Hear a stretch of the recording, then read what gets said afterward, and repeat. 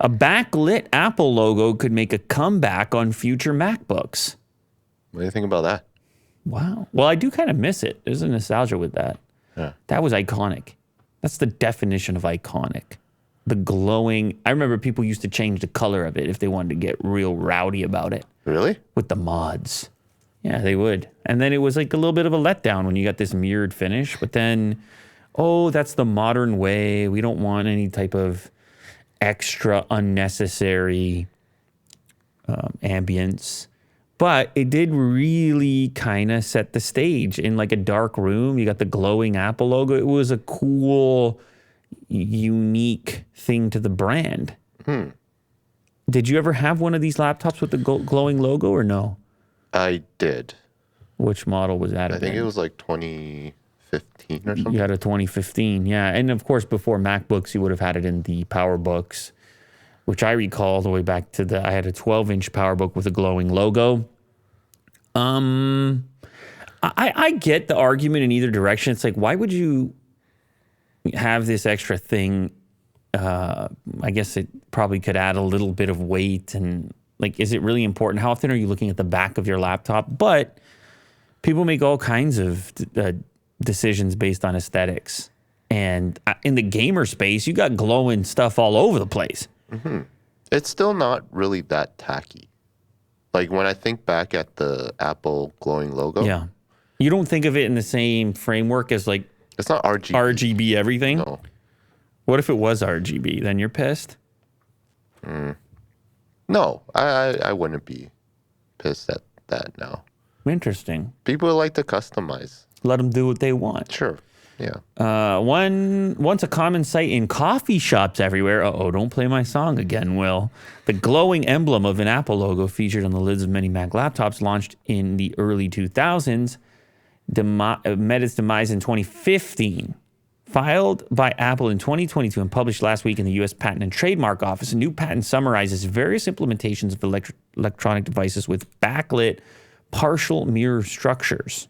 But the illustrated example leaves readers in little doubt about the specific use case Apple has in mind, bringing back the illuminated insignia.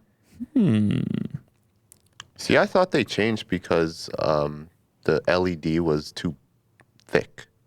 Well, I'm sure there's a little bit of power consumption. I'm sure there's a little bit of heat.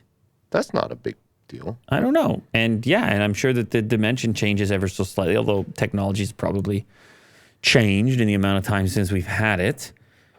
I don't see why. You can figure out a way to bring it back. Now, the other mod people used to do is add the illuminated logo to their iPhone. I don't know if you knew that. You can see people doing that. That was back in, I don't know if anyone's doing that anymore, but once upon a time, people wanted to, kind of like you with your Tesla Model 3. Yeah. Where if you have like a really, really popular gadget, phone, car, whatever, then there's almost even more effort to personalize it because it's so ubiquitous. Like it's so successful and famous, like an iPhone or a Model 3. You got to add your own touch. But then it's like, that one's mine. Yeah. Because it's just, there's many of them. Which color did you get? Do you mind saying? I don't remember you telling me. I got gray. Gray? So it's like that kind of charcoal almost? Yeah. It's actually coming this Thursday. Delivery day. Easy, Will. So. Were you going to bring it up or? Probably. Yeah? At some point this week. You're going to bring it up? Yeah. Because you're going to pull it right there, aren't you? Sure. And then you're going to give us the breakdown. Like, you're going to tell us everything we need to know. Well, don't I have to personalize it first? No, I think people want to be on the personal. Stock Tesla? Well, no, the inspection. Oh. Initial I'm inspection. I'm going to do that beforehand. Why? I want to do it too. I want to be a part of it. All right. And also, I think the personalization journey is way more fun. Is if people get to partake a little bit in this as you mod it a little bit. I don't know if it's considered a mod. Personalize it. Whatever, okay, sure. Whatever you want to say about that. Yeah. Yeah, okay, cool. Yeah, I hope they do it. Yeah, I'm down for it. I don't really care that much, but nostalgia is selling in 2022. You know, economic crisis, inflation. People want the old thing really badly right now. Gotcha. And so in order to motivate people, for some reason, you have to tap into that at the moment. Don't talk to me, talk to the marketing people and the psychologists. And there's a lot that goes into this, Will, why people do the things they do and what it takes to get them to spend a couple grand on a laptop. They're like, oh, the glowing logo is back. That's the reason I need it. You're like, no, you don't. They're like, I just feel like I do. I don't know why. Trying to relive, play the hits. You go see your favorite band from 5-6 years ago, and they're like, we want to just play our new record. And then there's Will in the crowd, and he's like, play your hits. I have a poster. And they're like, well, yeah, we kind of want to move on a little bit. And you're like, shut up. And then they're like, hey, man, like, let us explore some. We're humans. There's growth involved. Play your hits. Yeah. That would be me. No, I'm just joking. That's definitely not Will. Will, you're more open-minded than that.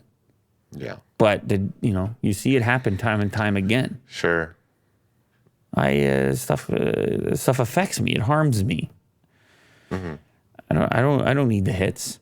I can see what you're up to now. I'm down for that. Okay. I don't need the hits. Not even just one. I don't need the hits. Okay. No. I don't need to sing along. I don't need you have to turn the mic to me. That's fine. Okay. I can listen to the new music you're working on and maybe aren't even finished yet. How would you feel if it was just pure experimental? Yeah, I can do. Yeah. I can do it. But you got to understand, I'm not like a frequent goer to these types of events. So I think it's experimental for me as a viewer. I have different expectations because I don't do it that frequently. If I was like a regular concert goer or something, maybe that would be different. Got it. I'm down to ride, Will. All right. I'm down to ride. Now, granted, if all of a sudden I go there and all you have is a honeydew melon and you're just squashing it and on the stage and you have the microphone close to it. Performance art. Like if that's what happens and I was expecting music, and then that might be a little This bit is a little much here. That might be a tough leap to make. Yeah. However, I might be curious about that too. I'd be like, okay, let me see what you're up to. Let me see if I can figure out the inspiration. It's not always there, but I'll go hunting for it. Yeah. You gotta, when you're doing creative things, I give a lot of leeway. I'm like, maybe I just don't understand. No, sometimes that's not the case. Sometimes it's a mess and it's pure chaos, and that's really the end of it. But sometimes you as the viewer need to work a little harder. You as the participant, as the receiver of transmitted messages, sometimes you got to work a little harder. Sure. Yeah, I respect that.